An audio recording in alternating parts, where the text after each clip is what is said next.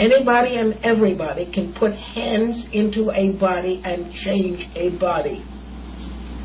And have mercy, good Lord, on you if you... Well, the first hour frees the pelvis from both above and below. You lift the thorax off the pelvis by working up around the rib cage and under the costal margin and down along the spine of the ilium. And then you free the pelvis from underneath by working along the spine and around the trochanter and down the hamstrings. So if you're going to change the lumbar area, as you have changed the lumbar area, you have got to in some way balance the cervical area. And if you do not or cannot balance the cervical area, you are setting into operation a brand new source of disorganization and of disorientation and of imbalance.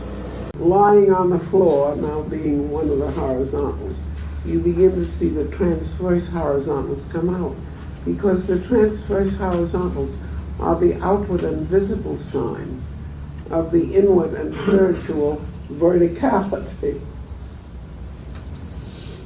Those horizontals are nothing more than that.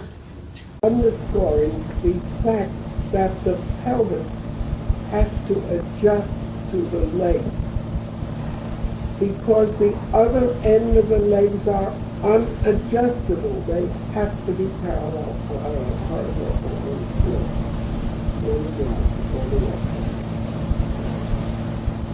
So the foot cannot adjust.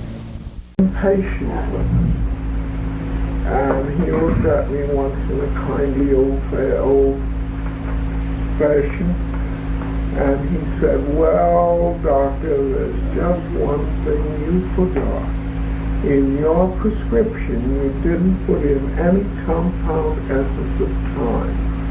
Those rotators are a much more complicated set of systems than are ordinarily credited with being. And it means that that blood that has gone there is of a different quality and a different chemistry. It is carrying a degree of oxygen which is different,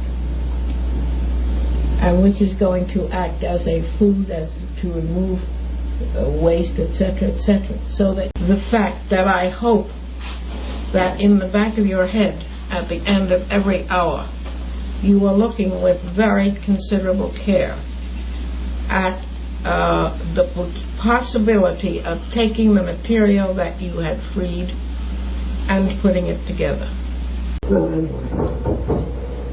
So see this for what it is. That whole first hour that seems so big and seems so complicated is really simply one thing: a loosening, an energizing, and therefore an organizing of the fascia that invests trunk